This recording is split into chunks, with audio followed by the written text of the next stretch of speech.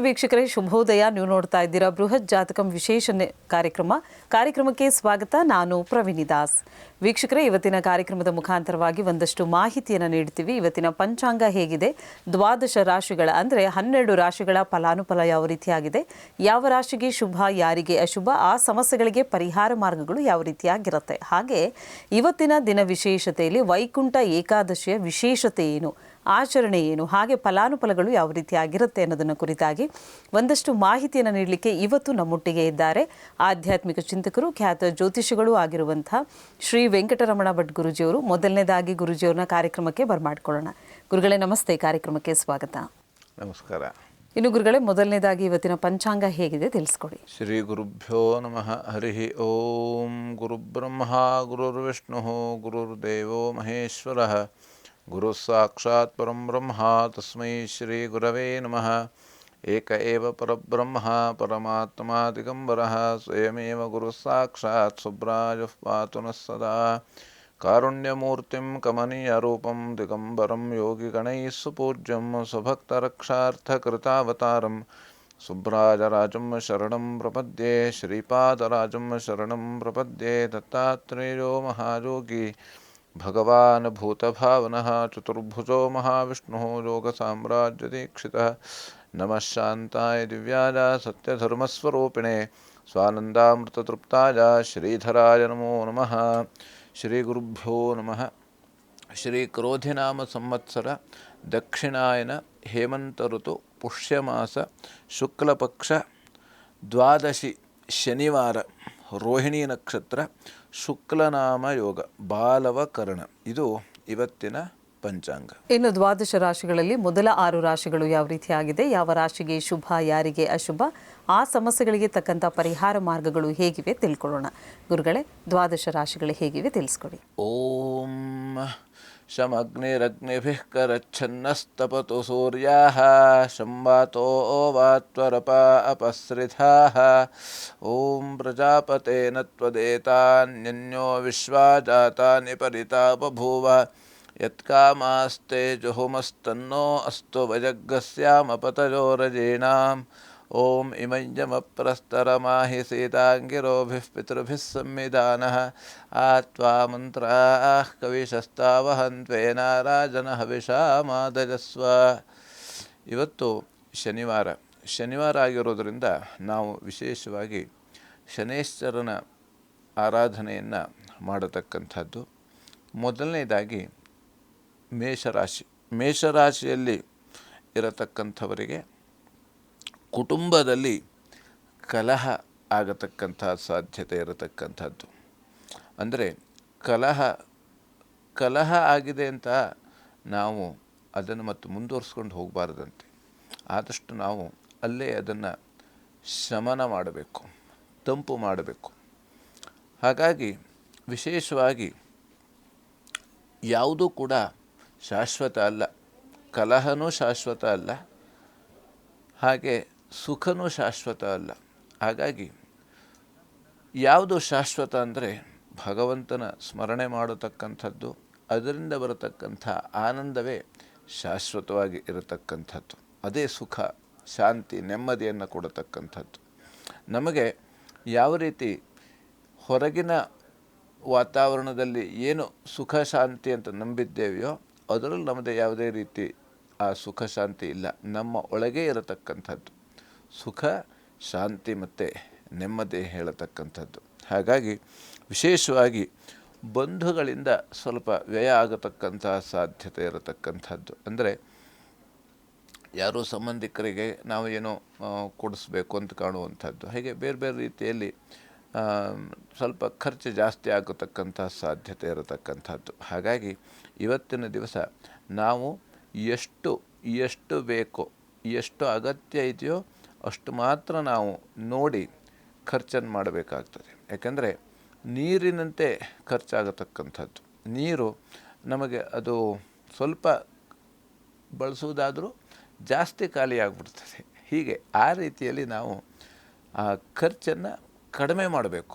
ನೀರಿನಂತೆ ಖರ್ಚನ್ನು ಮಾಡಿದ್ರೆ, ಯಾಕಂದರೆ ಲಕ್ಷ್ಮಿ ಬರೋದಕ್ಕೆ ಒಂದೇ ದಾರಿಯಂತೆ, ಆದರೆ ಅವಳು ಹೋಗೋದಕ್ಕೆ 10 ದಾರಿ ಇದ್ದಾವಂತೆ. ಹಾಗಾಗಿ ಯಾಕೆಂದರೆ ಕಷ್ಟಪಟ್ಟು ದುಡಿಬೇಕು, ಆದರೆ ಖರ್ಚು ಮಾತ್ರ ಹಾಗಲ್ಲ, ಅದು ಬೇಗನೆ ಶೀಘ್ರವಾಗಿ ಖರ್ಚಾಗ್ಬಿಡ್ತದೆ.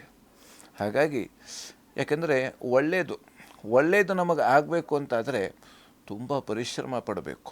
ಆದರೆ ಎಲ್ಲ ಕೆಟ್ಟಿದ್ದಾಗಬೇಕು ಅಂತಾದರೆ ಅದು 1 ಸೆಕೆಂಡಲ್ಲಿ ಆಗಿಬಿಡ್ತದೆ. ಹಾಗಾಗಿ ವಿಶೇಷವಾಗಿ ಮಿತ್ರರಿಂದಲೂ ಕೂಡ ವ್ಯಯ ಆಗತಕ್ಕಂಥ ಸಾಧ್ಯತೆ ಇರತಕ್ಕಂಥದ್ದು. ಸ್ನೇಹಿತರು, ಯಾಕೆಂದರೆ ನಮಗೆ ಸ್ನೇಹಿತರು ಬೇಕೇ ಬೇಕು, ಆದರೆ ಜಾಸ್ತಿಯಾಗಿ ನಾವು ತುಂಬ ಸ್ನೇಹವನ್ನು ಇಟ್ಟುಕೊಂಡು ಆ ಥರದಲ್ಲಿ ನಾವು ತುಂಬ ಜಾಸ್ತಿ ಖರ್ಚು ಮಾಡಲಿಕ್ಕೆ ಹೋಗಬಾರ್ದು. ಯಾಕಂದರೆ ಇವತ್ತಿನ ಕಾಲದಲ್ಲಿ ನಮ್ಮ ಹತ್ರ ಎಷ್ಟು ಯಾವ ರೀತಿ ಇದ್ದರೆ, ಸಂಪತ್ತಿದ್ದರೆ ನಮಗೆಲ್ಲರೂ ಕೂಡ ಸ್ನೇಹಿತರು. ಅಂದರೆ ಸರ್ವೇ ಗುಣಾಃ ಕಾಂಚನಂ ಆಶ್ರಯಂತೆ ಎಂಬಂತೆ ಎಲ್ಲರ ಗುಣಗಳು ಕೂಡ ನಮ್ಮಲ್ಲಿ ಇರತಕ್ಕಂಥ ಸಂಪತ್ತನ್ನು ಆಶ್ರಯಿಸಿಕೊಂಡು ಇರತಕ್ಕಂಥದ್ದು. ಹಾಗಾಗಿ ವಿಶೇಷವಾಗಿ ನಮ್ಮಲ್ಲಿ ಎಷ್ಟು ಸಂಪತ್ತಿದೆ ಅಷ್ಟು ಜನ ಸ್ನೇಹಿತರು ನಮ್ಮ ಹತ್ರ ಬರ್ತಾರಂತೆ. ಹಾಗಾಗಿ ನಾವು ಆದಷ್ಟು ಆ ರೀತಿ ಖರ್ಚು ಆಗ್ತಾ ಇದ್ದರೆ ಆ ಖರ್ಚು ಮಾಡಲಿಕ್ಕೆ ಹೋಗಬಾರ್ದು, ಅಗತ್ಯ ಇದ್ದಷ್ಟೇ ಖರ್ಚು ಮಾಡತಕ್ಕಂಥದ್ದು. ಇನ್ನು ಪ್ರಯಾಣದಲ್ಲೂ ಕೂಡ ಸ್ವಲ್ಪ ಖರ್ಚಾಗತಕ್ಕಂಥದ್ದು. ಆದ್ದರಿಂದ ವೃತ್ತಿಯಲ್ಲಿ ಇವತ್ತಿನ ದಿವಸ ಅನುಕೂಲ ಆಗುವಂಥ ಸಾಧ್ಯತೆ ಇರತಕ್ಕಂಥದ್ದು. ನಾವು ಮಾಡುವಂಥ ವೃತ್ತಿಯಲ್ಲಿ ಶಾಂತಿ ನೆಮ್ಮದಿ ಇರತಕ್ಕಂಥದ್ದು. ಅಂದರೆ ಒಂದೊಂದು ದಿವಸ ಸ್ವಲ್ಪ ಏರಿಳಿತಗಳು ಆಗ್ತವೆ. ಅಂದರೆ ನಿನ್ನೆ ಇದ್ದಂಗೆ ಇವತ್ತು ಇರೋದಿಲ್ಲ. ಆದರೆ ಇವತ್ತಿನ ದಿವಸ ಸ್ವಲ್ಪ ತಕ್ಕ ಮಟ್ಟಿಗೆ ನಮಗೆ ಸಂತೋಷದಿಂದ ನಾವು ಕೆಲಸ ಮಾಡಬೇಕು ಹೇಳಿ ನಮ್ಮ ಮನಸ್ಸು ಬರತಕ್ಕಂಥದ್ದು. ಹಾಗಾಗಿ ಪ್ರತಿನಿತ್ಯವೂ ಈ ಒಂದು ಸಂತೋಷ ನೆಮ್ಮದಿ ಹೇಳ್ತಕ್ಕಂಥದ್ದು ಬರಬೇಕಾಗ್ತದೆ. ಹಾಗಾಗಿ ಇವತ್ತಿನ ದಿವಸ ವಿಶೇಷವಾಗಿ ಸುಬ್ರಹ್ಮಣ್ಯ ಸನ್ನಿಧಾನಕ್ಕೆ ಕ್ಷೀರವನ್ನು ದಾನ ಮಾಡುವುದರಿಂದ ಅಥವಾ ಮಹಾಲಕ್ಷ್ಮಿ ಪ್ರಾರ್ಥನೆ ಮಾಡುವುದರಿಂದ, ಮಹಾಲಕ್ಷ್ಮಿ ಅಷ್ಟೋತ್ತರವನ್ನು ಪಠಿಸುವುದರಿಂದ ಎಲ್ಲ ರೀತಿಯಲ್ಲಿ ಶುಭ ಫಲವನ್ನು ನಾವು ಕಾಣಬಹುದು. ಇನ್ನು ವೃಷಭ ರಾಶಿಯಲ್ಲಿರತಕ್ಕಂಥವರಿಗೆ ವಿಶೇಷವಾಗಿ ದೇಹಕ್ಕೆ ಗಾಯ ಆಗುವಂಥ ಸಾಧ್ಯತೆ ಇರತಕ್ಕಂಥದ್ದು. ಹಾಗಾಗಿ ಗಾಯ ಆಗಿದೆ ಅಂತಂದರೆ ನಾವು ಅದಕ್ಕೆ ಸರಿಯಾದ ರೀತಿಯಲ್ಲಿ ಔಷಧವನ್ನು ನಾವು ಹಚ್ಚಲೇಬೇಕು, ಔಷಧಿ ಮಾಡಿಕೊಳ್ಳೇಬೇಕಾಗ್ತದೆ. ಅದನ್ನು ಹಾಗೆ ಬಿಡಬಾರ್ದು. ಯಾಕಂದರೆ ಸಣ್ಣ ಗಾಯವೇ ಅದು ದೊಡ್ಡದಾಗಿ ಪರಿಣಾಮ ಆಗುವಂಥ ಸಾಧ್ಯತೆ ಇರತಕ್ಕಂಥದ್ದು. ಹಾಗಾಗಿ ಆದಷ್ಟು ನಾವು ಅದಕ್ಕೆ ಏನೋ ತಕ್ಕ ಮಟ್ಟಿನ ಔಷಧಿ ಬೇಕು ಅಂಥದ್ದು ಮಾಡುವಂಥದ್ದು. ಗಾಯ ಆದರೆ ಆದಷ್ಟು ಗಾಯ ಆಗದೇ ಇದ್ದಂಗೆ ನಾವು ನಡೆದಾಡುವಾಗ ಅಥವಾ ಕೆಲಸ ಮಾಡುವಾಗ ಅಥವಾ ಸುಮ್ಮನೆ ಯಾರೋ ನಮ್ಮ ಹತ್ರ ಏನೋ ಹೇಳ್ತಾರೆ ಅಂತ ನಾವು ಅವ್ರ ಮಾತಿಗೆ ಉತ್ತರವನ್ನು ಕೊಡಲಿಕ್ಕೆ ಹೋಗಬಾರ್ದು. ಯಾಕೆಂದರೆ ಯಾವ ರೀತಿಯಲ್ಲಿ ಈ ಅಹಂಕಾರಕ್ಕೆ ಉದಾಸೀನವೇ ಮದ್ದು ಅಂತ ಹೇಳಿದ್ದಾರೆ. ಯಾರೋ ಅಹಂಕಾರದಿಂದ ನಮಗೇನೋ ಹೇಳಿದ್ದಾರೆ ಅಂತಾದರೆ ನಾವು ಅವ್ರ ಬಗ್ಗೆ ಏನು ನೋಡಲೇಬಾರ್ದು, ಅವ್ರ ಬಗ್ಗೆ ನಾವು ಲಕ್ಷ್ಯನೇ ಕೊಡಬಾರ್ದು, ಉದಾಸೀನ ಮಾಡಿಬಿಡಬೇಕು. ಆವಾಗ ಅದೇ ಮದ್ದು ಅದಕ್ಕೆ. ಮತ್ತು ನೀನು ನಾನು ತರ ಅಂತ ನಾವು ಮುಂದೆ ಹೋದರೆ ಮತ್ತು ಸುಮ್ಮನೆ ವಿಪರೀತ ಪರಿಣಾಮ ಆಗತಕ್ಕಂಥದ್ದು. ಹಾಗಾಗಿ ಯಾಕಂದರೆ ಎಲ್ಲವನ್ನು ಕೂಡ ಭಗವಂತ ನೋಡ್ತಾ ಇರ್ತಾನೆ. ಏನಿದೆ, ಏನಾಗ್ತದೆ, ಏನು ಯಾರದ್ದು ತಪ್ಪು ಯಾರದ್ದು ಸರಿ ಹೇಳತಕ್ಕಂಥದ್ದು ಭಗವಂತನ ಹತ್ರ ಇರ್ತದೆ. ಹಾಗಾಗಿ ಅವನು ಎಲ್ಲ ನೋಡ್ತಾ ಇರ್ತಾನೆ. ಆದ್ದರಿಂದ ವಿಶೇಷವಾಗಿ ದೇಹ ಬಲ ಕುಸಿಯುವಂಥ ಸಾಧ್ಯತೆ, ದೇಹಕ್ಕೆ ಬಲ ಸ್ವಲ್ಪ ಕಡಿಮೆ ಆಗುವಂಥ ಸಾಧ್ಯತೆ ಇರುತ್ತೆ, ನಿಶಕ್ತಿ. ಹಾಗಾಗಿ ವಿಶೇಷವಾಗಿ ಅಂಥ ಸಂದರ್ಭದಲ್ಲಿ ನಾವು ಸರಿಯಾದ ರೀತಿಯಲ್ಲಿ ನಾವು ಆಹಾರವನ್ನು ಸ್ವೀಕಾರ ಮಾಡಬೇಕಾಗ್ತದೆ. ಆದ್ದರಿಂದ ಸರಿಯಾದ ಯಾವುದೇ ರೀತಿ ನೀರನ್ನು ಕುಡಿಯಬೇಕು. ಇದರಿಂದ ಸ್ವಲ್ಪ ನಮಗೆ ಆ ಶಕ್ತಿ ಬರತಕ್ಕಂಥದ್ದು ದೇಹಕ್ಕೆ. ಮತ್ತು ವೃತ್ತಿಯಲ್ಲಿ ಅನುಕೂಲ ಆಗುವಂಥ ಸಾಧ್ಯತೆ ಇರತಕ್ಕಂಥದ್ದು. ಮತ್ತು ಹೆಚ್ಚಿನ ಲಾಭ, ವ್ಯಾಪಾರದಲ್ಲಿ ಹೆಚ್ಚಿನ ಲಾಭ ಆಗತಕ್ಕಂಥದ್ದು ವ್ಯಾಪಾರಸ್ಥರಿಗೆ. ಹಾಗಾಗಿ ವಿಶೇಷವಾಗಿ ದುರ್ಗಾ ಕವಚವನ್ನು ಪಠಿಸುವುದರಿಂದ ಇವತ್ತು ಎಲ್ಲ ರೀತಿಯಲ್ಲಿ ಶುಭ ಫಲವನ್ನು ಕಾಣಬಹುದು. ಇನ್ನು ಮಿಥುನ ರಾಶಿಯಲ್ಲಿರುವವರಿಗೆ ಸ್ವಲ್ಪ ಅಧಿಕವಾದಂಥ ಖರ್ಚು ಸ್ವಲ್ಪ ಜಾಸ್ತಿ ಆಗುವಂಥ ಸಾಧ್ಯತೆ ಇರತಕ್ಕಂಥದ್ದು. ಮತ್ತು ವೃತ್ತಿ ಸ್ಥಳದಲ್ಲಿ ಮಾನಸಿಕವಾದಂಥ ಹಿಂಸೆ, ಕೆಲಸ ಮಾಡುವಂಥ ಆ ಒಂದು ಕ್ಷೇತ್ರದಲ್ಲಿ ಮಾನಸಿಕವಾಗಿ ನಾವು ಯಾರಿಗೂ ಹೇಳ್ಕೊಳ್ಳಿಕ್ಕೆ ಆಗೋದಿಲ್ಲ, ಹಾಗೆ ನಮ್ಮೊಳಗಿಟ್ಕೊಳ್ಳಿಕ್ಕೂ ಆಗೋದಿಲ್ಲ. ಒಂದು ರೀತಿ ಈ ಬಿಸಿ ತುಪ್ಪದ ಹಾಗೆ ಆಗಿಬಿಡ್ತದೆ, ಅದನ್ನು ಉಗುಳ್ಲಿಕ್ಕಾಗೋದಿಲ್ಲ, ನುಂಗಲಿಕ್ಕಾಗೋದಿಲ್ಲ. ಆ ರೀತಿಯಲ್ಲಿ ಮಾನಸಿಕವಾಗಿ ಹಿಂಸೆ ಆಗತಕ್ಕಂಥದ್ದು. ಹಾಗಾಗಿ ಮಾನಸಿಕವಾದಂಥ ಹಿಂಸೆ ಆದಾಗ ನಾವು ಏನು ಮಾಡಬೇಕು ಅಂತಂದರೆ, ನಾವು ಆದಷ್ಟು ನಾವು ಧ್ಯಾನವನ್ನು ಮಾಡತಕ್ಕಂಥದ್ದು. ಧ್ಯಾನವನ್ನು ಮಾಡುವುದರಿಂದಲೇ ನಮ್ಮ ಎಲ್ಲ ರೀತಿಯಾದಂಥ ಮಾನಸಿಕವಾದಂಥ ಯಾವುದೇ ರೀತಿ ಒತ್ತಡ ಇದ್ದರೂ ಕೂಡ, ಬೇಜಾರಿದ್ದರೂ ಕೂಡ ಅವೆಲ್ಲವೂ ಕೂಡ ಸರಿಯಾಗಿ ಆಗತಕ್ಕಂಥದ್ದು. ಹಾಗಾಗಿ ಆರೋಗ್ಯದ ಬಾಧೆ, ಸ್ವಲ್ಪ ಆರೋಗ್ಯದಲ್ಲಿ ವ್ಯತ್ಯಾಸ ಆಗತಕ್ಕಂಥ ಸಾಧ್ಯತೆ ಇರತಕ್ಕಂಥದ್ದು. ಯಾಕಂದರೆ ಈಗ ಸ್ವಲ್ಪ ಚಳಿ ಬೀಳ್ತಾ ಇದೆ, ಹಾಗಾಗಿ ಸಾಮಾನ್ಯವಾಗಿ ಆರೋಗ್ಯದಲ್ಲಿ ವ್ಯತ್ಯಾಸ ಆಗುವಂಥದ್ದು. ಅಂದರೆ ಸಾಮಾನ್ಯವಾಗಿ ಇಂಥ ರಾಶಿ ನಕ್ಷತ್ರದವರಿಗೆ ಅಂತಲ್ಲ, ಎಲ್ಲರಿಗೂ ಸಾಮಾನ್ಯವಾಗಿ ಪರಿವರ್ತನೆ ಆಗತಕ್ಕಂಥದ್ದು. ಯಾವ ರೀತಿ ಸ್ವಲ್ಪ ಕೋಲ್ಡ್ ಆಗತಕ್ಕಂಥ ಸಾಧ್ಯತೆ, ಅಥವಾ ಹೀಟಿನಿಂದ ಥಂಡಿ ಆಗತಕ್ಕಂಥದ್ದು, ಹೀಗೆ ಬೇರೆ ಬೇರೆ ರೀತಿಯಲ್ಲಿ ವ್ಯತ್ಯಾಸ ಆಗುವಂಥ ಸಾಧ್ಯತೆ. ಹಾಗಾಗಿ ನಾವು ಆದಷ್ಟು ಬಿಸಿ ನೀರನ್ನೇ ಕುಡಿಯುವಂಥದ್ದು, ಅಥವಾ ಬಿಸಿಯಾದ ಪದಾರ್ಥವನ್ನು ಸೇವನೆ ಮಾಡತಕ್ಕಂಥದ್ದು. ಆದಷ್ಟು ನಾವು ಪ್ರಾಣಾಯಾಮವನ್ನು ಮಾಡಬೇಕು. ಸ್ವಲ್ಪ ಪ್ರಾಣಾಯಾಮಾದಿಗಳನ್ನ ನಾವು ಮಾಡ್ತಾ ಇದ್ದರೆ ನಮಗೆ ಈ ಆರೋಗ್ಯದ ಸಮಸ್ಯೆ ಅಷ್ಟು ಬರೋದಿಲ್ಲವಂತೆ. ಅಂದರೆ ಥಂಡಿ ಅಥವಾ ಇತ್ಯಾದಿ ಸಮಸ್ಯೆಗಳು ಬರೋದಿಲ್ಲ.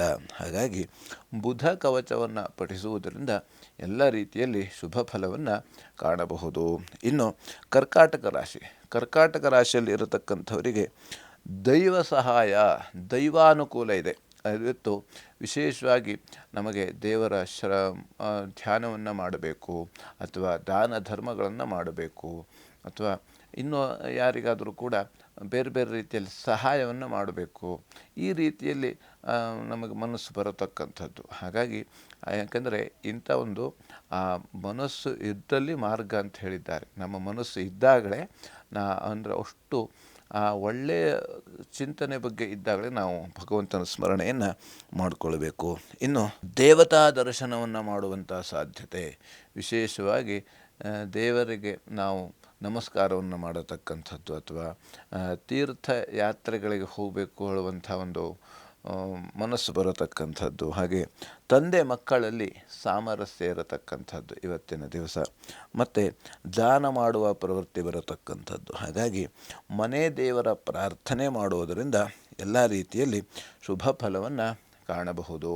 ಇನ್ನು ಸಿಂಹರಾಶಿಯಲ್ಲಿರತಕ್ಕಂಥವರಿಗೆ ಬುದ್ಧಿಶೂನ್ಯತೆಯಿಂದ ಸ್ವಲ್ಪ ಜಗಳ ಆಗುವಂಥ ಸಾಧ್ಯತೆ ಇರ್ತದೆ. ಹಾಗಾಗಿ ಯಾದೇವಿ ಸರ್ವಭೂತೇಶು, ಯಾಕೆಂದರೆ ನಮಗೆ ಬುದ್ಧಿಯನ್ನು ಕೊಡತಕ್ಕಂಥವನು ಭಗವಂತ. ಹಾಗಾಗಿ ಯಾವುದೇ ರೀತಿ ಬುದ್ಧಿ ಶೂನ್ಯತೆ ಅಂತಂದರೆ ಬುದ್ಧಿ ಜಾಸ್ತಿಯಾಗಿ, ಅಂದರೆ ಸಿಟ್ಟು ತುಂಬ ಬರುವಂಥದ್ದು. ಯಾರು ಏನೇ ಹೇಳಲಿ, ನಮ್ಮನ್ನು ಏನೋ ಹೇಳ್ತಾ ಇದ್ದಾರೆ, ಆ ರೀತಿ ನಾವೇ ತಿಳಿದುಕೊಂಡು ನಮಗೆ ಸ್ವಲ್ಪ ಬುದ್ಧಿ ಕೆಲಸ ಮಾಡೋದಿಲ್ಲ. ಅದರಿಂದ ಸಿಟ್ಟು ಬರತಕ್ಕಂಥದ್ದು. ಆ ಸಿಟ್ಟಿನಿಂದ ನಾವು ಇನ್ನೊಬ್ಬರಿಗೆ ತೊಂದರೆ ಕೊಡತಕ್ಕಂಥದ್ದು, ಅಥವಾ ಈ ರೀತಿ ಆಗತಕ್ಕಂಥ ಸಾಧ್ಯತೆ. ಹಾಗಾಗಿ ವಿಶೇಷವಾಗಿ ನಾವು ಆದಷ್ಟು ನಮ್ಮ ಮನಸ್ಸನ್ನು ನಮ್ಮ ಹತೋಟಿಯಲ್ಲಿ ಇಟ್ಕೊಳ್ಬೇಕು. ಯಾರು ಏನೇ ಹೇಳಲಿ ಬಿಡಲಿ, ನಾವು ವಿಚಲಿತರಾಗಬಾರ್ದು. ಸ್ಥಿತಪ್ರಜ್ಞರು ಅಂತ ಹೇಳ್ತಾರಲ್ಲಿ, ಹಾಗೆ ನಮ್ಮ ಮನಸ್ಸು ಸ್ಥಿತವಾಗಿರಬೇಕು.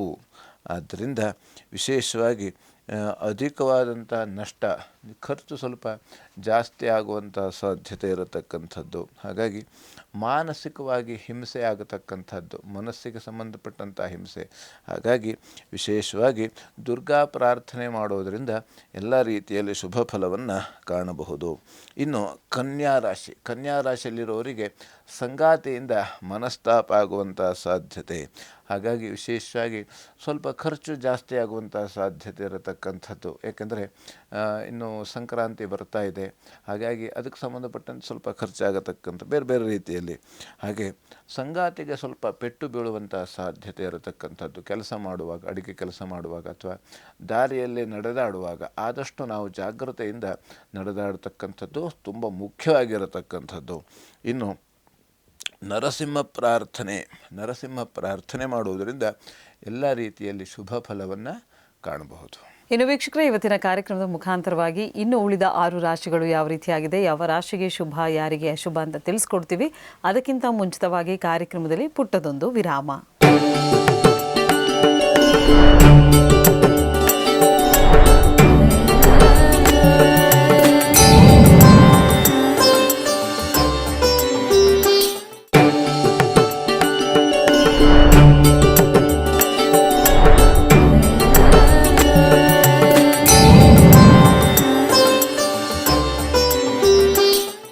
ವಿರಾಮದ ಬಳಿಕ ಕಾರ್ಯಕ್ರಮಕ್ಕೆ ಮತ್ತೊಮ್ಮೆ ಸ್ವಾಗತ. ವೀಕ್ಷಕರೇ, ಗುರುಜಿಯವ್ರನ್ನ ನೀವು ನೇರವಾಗಿ ಬಂದು ಭೇಟಿ ಆಗಬೇಕು, ನಿಮ್ಮಲ್ಲಿರುವಂತಹ ಸಮಸ್ಯೆಗಳಿಗೆ ಪರಿಹಾರ ಬೇಕು ಅನ್ನೋದಾದರೆ ನಿಮ್ಮ ಟಿವಿ ಸ್ಕ್ರೀನ್ ಮೇಲೆ ಕಾಣ್ತಾ ಇರುವಂಥ ನಂಬರ್ಗೆ ಕರೆ ಮಾಡಿ ಒಂದು ಅಪಾಯಿಂಟ್ಮೆಂಟ್ನ ಫಿಕ್ಸ್ ಮಾಡಿಕೊಂಡು ಗುರುಜಿಯವ್ರನ್ನ ಭೇಟಿ ಆಗಲಿಕ್ಕೆ ಅವಕಾಶವಿದೆ. ಗುರುಜಿಯವರು ಇದೇ ಬೆಂಗಳೂರಿನಲ್ಲಿರುವಂಥ ಕಚೇರಿನಲ್ಲಿ ಮಲ್ಲೇಶ್ವರಮಲ್ಲಿ ಅವರು ಸಿಗ್ತಾರೆ. ನೇರವಾಗಿ ಹೋಗಿ ಭೇಟಿಯಾಗಿ ಸಮಸ್ಯೆಗಳಿಗೆ ಏನಾದರೂ ಪರಿಹಾರಗಳು ಬೇಕು ಅಂದರೆ ಖಂಡಿತವಾಗಿಯೂ ನೀವು ಪಡ್ಕೊಳ್ಬಹುದಾಗಿದೆ. ಇನ್ನು ದ್ವಾದಶ ರಾಶಿಗಳ ಮೊದಲ 6 ರಾಶಿಗಳು ಹೇಗಿವೆ ಅಂತ ತಿಳ್ಕೊಂಡ್ವಿ. ಇನ್ನು ಕೊನೆಯ 6 ರಾಶಿಗಳು ಯಾವ ರೀತಿಯಾಗಿದೆ, ಯಾವ ರಾಶಿಗೆ ಶುಭ, ಯಾರಿಗೆ ಅಶುಭ, ಆ ಸಮಸ್ಯೆಗಳಿಗೆ ಪರಿಹಾರಗಳು ಯಾವ ರೀತಿ ಆಗಿದೆ, ಗುರುಗಳೇ ಇದ್ರ ಬಗ್ಗೆ ತಿಳಿಸ್ಕೊಡಿ. ಇನ್ನು ತುಲಾರಾಶಿ, ತುಲಾರಾಶಿಯಲ್ಲಿರತಕ್ಕಂಥವರಿಗೆ ಸ್ವಲ್ಪ ಸಾಲ ಬಾಧೆ ಆಗುವಂಥ ಸಾಧ್ಯತೆ ಇರತಕ್ಕಂಥದ್ದು. ಸಾಲ, ಯಾಕೆಂದರೆ ಆದಷ್ಟು ನಾವು ಸಾಲವನ್ನು ಮಾಡಿಕೊಳ್ಬಾರ್ದು. ಹಾಸಿಗೆ ಇದ್ದಷ್ಟೇ ಕಾಲು ಚಾಚು ಎಂಬಂಥ ಗಾದೆ. ಏಕೆಂದರೆ ಎಲ್ಲೂ ವೇದ ಸುಳ್ಳಾದರೂ ಗಾದೆ ಸುಳ್ಳಾಗದು ಎಂಬಂತನೋ ಗಾದೆ ಇದೆ. ಹಾಗಾಗಿ ನಾವು ಆದಷ್ಟು ಕೆಲಸವನ್ನು ಮಾಡಬೇಕಾದ್ರೆ ಅಥವಾ ಯಾವುದೇ ರೀತಿ ಖರ್ಚು ಮಾಡಬೇಕಾದ್ರೆ ನಮ್ಮ ಕಿಸೆಯಲ್ಲಿ ಎಷ್ಟು ಖರ್ಚಿದೆ, ಎಷ್ಟು ಹಣ ಇದೆ ಅಷ್ಟೇ ನಾವು ಖರ್ಚನ್ನು ಮಾಡಬೇಕಂತೆ. ಏಕೆಂದರೆ ಈ ಒಂದು ಜಗತ್ತಿನಲ್ಲಿ ನಾವು ದುಡಿದು ಪರಿಶ್ರಮ ಪಟ್ಟು ನಾವು ಆ ರೀತಿಯಲ್ಲಿ ಸಂಪತ್ತನ್ನು ಸಂಗ್ರಹ ಮಾಡಿರುತ್ತೇವೆ. ಅದನ್ನು ಸುಮ್ಮನೆ ಏನಕ್ಕೂ ನಾವು ಖರ್ಚು ಮಾಡ್ಕೊಬಿಟ್ರೆ ನಮಗದನ್ನು ದುಡಿಯೋದು ಕಷ್ಟ ಆಗ್ತದೆ. ಯಾಕೆಂದರೆ ಈ ದೇಹದ ಆರೋಗ್ಯ ಮತ್ತು ಎಲ್ಲ ಸಂಪತ್ತುಗಳು ಕೂಡ ಒಂದೇ ರೀತಿ ಇರೋದಿಲ್ಲ. ಕಾಲ ಚಕ್ರ ಪರಿವರ್ತನೆ ಆಗ್ತಾ ಇದ್ದಾಗೆ ಅವು ಕೂಡ ಪರಿವರ್ತನೆ ಆಗ್ತವೆ. ಹಾಗಾಗಿ ವಿಶೇಷವಾಗಿ ತಂದೆಯ ಬಂಧುಗಳಿಂದ ತೊಂದರೆ ಬರುವಂಥ ಸಾಧ್ಯತೆ ಇರತಕ್ಕಂಥದ್ದು. ಹಾಗೆ ವಸ್ತು ನಷ್ಟ ಆಗತಕ್ಕಂಥ ಸಾಧ್ಯತೆ, ಅಂದರೆ ವಸ್ತು ಕಳೆದು ಹೋಗುವಂಥದ್ದು. ಸಾಮಾನ್ಯವಾಗಿ ಆಭರಣ ಇರಬಹುದು ಅಥವಾ ಮೊಬೈಲ್ ಇರ್ಬೋದು, ಅದು ಬೇರೆ ಬೇರೆ ಸ್ವಲ್ಪ ಬೆಲೆ ಬಾಳುವಂಥ ವಸ್ತು ಇರಬಹುದು. ಹಾಗಾಗಿ ನಾವು ಯಾಕೆಂದರೆ ಈ ಮುಂದೆ ಹಬ್ಬ ಬರ್ತಾ ಇದೆ, ಸಂಕ್ರಾಂತಿ ಹಬ್ಬ ಬರ್ತಾ ಇದೆ, ನಾವು ಆಭರಣವನ್ನು ಧರಿಸಬೇಕು ಇತ್ಯಾದಿಗಳು. ನಾವು ಹೀಗೆ ಅದನ್ನು ಆ ರೀತಿಯಲ್ಲಿ ನಾವು ತೆಗೆದುಕೊಂಡು ಹೋಗೋದರಿಂದ ಹಾಗಾಗಿ ಎಲ್ಲೋ ಇಟ್ಬಿಡ್ತೇವೆ, ಹಾಗಾಗಿ ಮರ್ತು ಹೋಗ್ಬಿಡ್ತದೆ. ಅಥವಾ ಬೇರೆ ಬೇರೆ ಫೋನ್ ಇರ್ಬೋದು, ಬೇರೆ ಬೇರೆ ಬೆಲೆ ಬಾಳುವ ಯಾವುದೇ ರೀತಿಯಾದಂಥ ಬೆಳ್ಳಿ ಯಾವುದೇ ಆಭರಣ ಇರ್ಬೋದು. ಹಾಗಾಗಿ ನಾವು ಆದಷ್ಟು ಜಾಗ್ರತೆಯಿಂದ ಇರಬೇಕು. ಅದರಿಂದ ನರಸಿಂಹ ಪ್ರಾರ್ಥನೆ ಮಾಡುವುದರಿಂದ ಎಲ್ಲ ರೀತಿಯಲ್ಲಿ ಶುಭ ಫಲವನ್ನು ನಾವು ಕಾಣಬಹುದು. ಇನ್ನು ವೃಶ್ಚಿಕ ರಾಶಿಯಲ್ಲಿರುವವರಿಗೆ ವ್ಯಾಪಾರದಲ್ಲಿ ಸ್ವಲ್ಪ ತೊಡಕು ಬರುವಂಥ ಸಾಧ್ಯತೆ ಇರತಕ್ಕಂಥದ್ದು. ಅಂದರೆ ಬೇರೆ ಬೇರೆ ವ್ಯಾಪಾರ ಯಾವುದೇ ರೀತಿ ಮಾಡ್ತಾಯಿದ್ರೂ ಕೂಡ ಇವತ್ತೊಂದು ಸ್ವಲ್ಪ ವ್ಯತ್ಯಾಸ ಆಗುವಂಥ ಸಾಧ್ಯತೆ. ದೂರ ಪ್ರಯಾಣದಲ್ಲಿ ತೊಂದರೆ ಬರುವಂಥ ಸಾಧ್ಯತೆ ಇರತಕ್ಕಂಥದ್ದು. ಹಾಗಾಗಿ ಯಾಕಂದರೆ ಈ ದೂರ ಪ್ರಯಾಣ ಅಂದರೆ ವಿಶೇಷವಾಗಿ ಈ ಮಕರ ಜ್ಯೋತಿ ದರ್ಶನ ಮಾಡಲಿಕ್ಕೆ ಹೋಗತಕ್ಕಂಥವರು, ಬೇರೆ ಬೇರೆ ರೀತಿಯಲ್ಲಿ ಯಾತ್ರೆಗಳಿಗೆ ಹೋಗತಕ್ಕಂಥವರು ಆದಷ್ಟು ಜಾಗ್ರತೆ ವಹಿಸಬೇಕಾಗ್ತದೆ. ಯಾಕೆಂತಂದರೆ ಜನರು ಜಾಸ್ತಿ ಆಗ್ತಾ ಹೋದಂಗೆ ನುಗ್ಗುಲು ಆಗತಕ್ಕಂತಹ ಸಾಧ್ಯತೆ, ಅದರಿಂದ ಆರೋಗ್ಯದಲ್ಲಿ ವ್ಯತ್ಯಾಸ ಆಗುವಂಥ ಸಾಧ್ಯತೆ. ಹಾಗಾಗಿ ಅಥವಾ ಬೇರೆ ಬೇರೆ ರೀತಿಯಲ್ಲಿ ವಾಹನದಲ್ಲಿ ವ್ಯತ್ಯಾಸ ಆಗತಕ್ಕಂಥದ್ದು. ಹೀಗೆ ಇದರಿಂದ ತೊಂದರೆ ಬರ್ತದೆ ಅಂತ ನಮಗೆ ಮೊದಲೇ ಗೊತ್ತಿದ್ದರೆ ನಾವು ಅದಕ್ಕೆ ಸಂಬಂಧಪಟ್ಟಂಥ ಆ ಕ್ರಮವನ್ನು ನಾವು ಮುಂಜಾಗ್ರತಾ ಕ್ರಮವನ್ನು ನಾವು ಮೊದಲೇ ತೆಗೆದುಕೊಂಡು ಹೋಗಬೇಕಾಗ್ತದೆ. ಹಾಗಾಗಿ ಅತಿಯಾಗಿ ಸ್ವಲ್ಪ ಕಾಯುವಂಥ ಸಾಧ್ಯತೆ ಇರತಕ್ಕಂಥದ್ದು. ಈಗ ವಿಮಾನ ಪ್ರಯಾಣ ಇರ್ಬೋದು, ಹೀಗೆ ಅದನ್ನು ಸ್ವಲ್ಪ ತಡವಾಗಿ ಬರತಕ್ಕಂಥದ್ದು, ನಾವು ಸ್ವಲ್ಪ ಜಾಸ್ತಿ ಹೊತ್ತು ಕಾಯಬೇಕು. ಅದಕ್ಕೆ ಸಂಬಂಧಪಟ್ಟಂತೆ ಆಹಾರ ಸಾಮಗ್ರಿಗಳನ್ನು ನಾವು ಮೊದಲೇ ಶೇಖರಣೆ ಮಾಡಿಟ್ಕೊಂಡ್ರೆ ನಮಗಷ್ಟು ಸಮಸ್ಯೆ ಆಗೋದಿಲ್ಲ. ಹಾಗಾಗಿ ಸ್ತ್ರೀಯರಿಗೆ ಸ್ವಲ್ಪ ಉದರ ಬಾಧೆ ಆಗುವಂಥ ಸಾಧ್ಯತೆ. ಹಾಗಾಗಿ ವಿಶೇಷವಾಗಿ ನಾವು ಊಟವನ್ನು ಮಾಡಬೇಕಾದ್ರೆ ಅಥವಾ ತಿಂಡಿಯನ್ನು ಮಾಡಬೇಕಾದ್ರೆ ಆದಷ್ಟು ಕರಿದ ಪದಾರ್ಥವನ್ನು ಸೇವನೆ ಮಾಡಬಾರದು. ಹಾಗಾಗಿ ಶ್ರೀನಿವಾಸ ಸನ್ನಿಧಾನದಲ್ಲಿ ಫಲ ಸಮರ್ಪಣೆ ಮಾಡುವುದರಿಂದ ಎಲ್ಲ ರೀತಿಯಲ್ಲಿ ಶುಭ ಫಲವನ್ನು ಕಾಣಬಹುದು. ಇನ್ನು ಧನುರಾಶಿಯಲ್ಲಿರತಕ್ಕಂಥವರಿಗೆ ಪ್ರಯಾಣದಲ್ಲಿ ಸ್ವಲ್ಪ ತೊಂದರೆ ಬರುವಂಥ ಸಾಧ್ಯತೆ ಇರತಕ್ಕಂಥದ್ದು. ಹಾಗೆ ನೀರಿನಿಂದ ಸ್ವಲ್ಪ ಕಂಟಕ ಬರುವಂಥ ಸಾಧ್ಯತೆ. ಹಾಗಾಗಿ ಇವತ್ತಿನ ದಿವಸ ನಾವು ಯಾಕೆಂದರೆ ನೀರಿನಲ್ಲಿ ಈಜಾಡುವುದು ಅಥವಾ ಬೇರೆ ಬೇರೆ ರೀತಿಯಲ್ಲಿ ನಾವು ಯಾಕೆಂದರೆ ಈ ಸೆಲ್ಫಿ ಫೋಟೋ ತೆಗೆದುಕೊಳ್ಳುವಂಥದ್ದು. ಹೀಗೆ ಈ ರೀತಿ ನಾವು ಆ ಕೆಲಸವನ್ನು ಮಾಡುವುದರಿಂದ ನಮಗೆ ನಮ್ಮಲ್ಲಿ ಇರತಕ್ಕಂಥ ಅಥವಾ ಎಲ್ಲ ರೀತಿಯಾದಂಥ ಯಾಕೆಂದರೆ ಈ ನೀರಿನಲ್ಲಿ ನಾವು ಯಾವತ್ತೂ ಕೂಡ ಹುಚ್ಚಾಟವನ್ನು ಮಾಡಲಿಕ್ಕೆ ಹೋಗಬಾರ್ದು. ಆದಷ್ಟು ಜಾಗ್ರತೆಯಿಂದ ಹೋಗಬೇಕಾಗ್ತದೆ. ನೀರಿನ ವಿಚಾರದಲ್ಲಿ ಅಥವಾ ಗಾಳಿಯ ವಿಚಾರದಲ್ಲಿ ಅಥವಾ ಅಗ್ನಿಯ ವಿಚಾರದಲ್ಲಿ ಆದಷ್ಟು ನಾವು ಜಾಗ್ರತೆಯನ್ನು ವಹಿಸಬೇಕಾಗ್ತದೆ. ಹಾಗಾಗಿ ಸಾಲ ಬಾಧೆ ಆಗುವಂಥ ಸಾಧ್ಯತೆ. ಹಾಗಾಗಿ ನಾವು ಯಾವತ್ತೂ ಕೂಡ ಸಾಲವನ್ನು ಆದಷ್ಟು ನಾವು ಸಾಲ ಮಾಡಿಕೊಳ್ಳಬಾರ್ದು. ಎಷ್ಟು ನಮಗೆ ಬೇಕಾಗ್ತದೆಯೋ ಅಷ್ಟೇ ನಾವು ಉಪಯೋಗಿಸ್ಕೊಳ್ಬೇಕು. ಹೆಚ್ಚಿಗೆ ಸಾಲ ಮಾಡಬಾರ್ದು. ಇನ್ನು ಸ್ವಲ್ಪ ದ್ವೇಷದಿಂದ ಸಮಾಧಾನ ಹಾನಿಯಾಗತಕ್ಕಂಥದ್ದು. ಯಾಕೆಂದರೆ ದ್ವೇಷದಿಂದ ಯಾರಿಗೂ ಒಳ್ಳೆಯದಾಗೋದಿಲ್ಲ. ನಮ್ಮಲ್ಲಿರ್ತಕ್ಕಂಥ ಸಮಾಧಾನ ಎಲ್ಲವೂ ಕೂಡ ನಮಗೆ ಸಮಸ್ಯೆ ಮಾಡಿಕೊಂಡಾಗ್ತದೆ. ಯಾರತ್ರೂ ನಾವು ಯಾವಾಗಲೂ ಕೂಡ ದ್ವೇಷವನ್ನು ಸಾಧಿಸಬಾರದು. ಹಾಗಾಗಿ ದುರ್ಗಾ ಪರಮೇಶ್ವರಿ ಆರಾಧನೆ ಮಾಡುವುದರಿಂದ ಎಲ್ಲ ರೀತಿಯಲ್ಲೂ ಶುಭ ಫಲವನ್ನು ಕಾಣಬಹುದು. ಇನ್ನು ಮಕರ ರಾಶಿಯಲ್ಲಿ ಇರತಕ್ಕಂಥವರಿಗೆ ಸ್ವಲ್ಪ ಗಂಟಲಿಗೆ ಸಂಬಂಧಪಟ್ಟಂಥ ಬಾಧೆ ಆಗುವಂಥ ಸಾಧ್ಯತೆ. ಹಾಗಾಗಿ ಆದಷ್ಟು ಬಿಸಿ ನೀರನ್ನೇ ಕುಡಿಬೇಕು, ಬಿಸಿ ಪದಾರ್ಥಗಳನ್ನೇ ಸ್ವೀಕಾರ ಮಾಡಬೇಕು. ಹಾಗೆ ಇನ್ನು ಹಿರಿಯ ಸಹೋದರರಿಂದ ಸ್ವಲ್ಪ ಕಲಹ, ಕಿರಿಯ ಸಹೋದರರು ಅಂದರೆ ತಮ್ಮನಿಂದ ಸ್ವಲ್ಪ ಕಲಹ ಆಗತಕ್ಕಂಥದ್ದು ಅಥವಾ ತಂಗಿಯಿಂದ ಕಲಹ ಆಗತಕ್ಕಂಥ ಸಾಧ್ಯತೆ. ಹಾಗಾಗಿ ಇವತ್ತಿನ ದಿವಸ ನಾವು ಸುಮ್ಮನೆ ಮೌನವಾಗಿರೋದರಿಂದ ಎಲ್ಲ ರೀತಿಯಲ್ಲಿ ಅನುಕೂಲ ಆಗ್ತದೆ. ಹಾಗೆ ಬುದ್ಧಿ ಶೂನ್ಯತೆ ಆಗತಕ್ಕಂಥದ್ದು.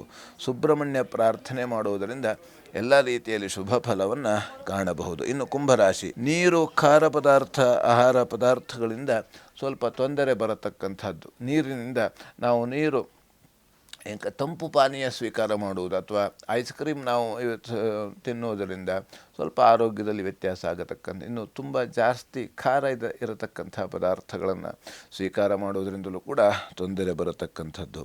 ಇನ್ನು ಪ್ರಯಾಣದಲ್ಲೂ ಕೂಡ ತೊಂದರೆ ಬರುವಂಥ ಸಾಧ್ಯತೆ ಇರತಕ್ಕಂಥದ್ದು.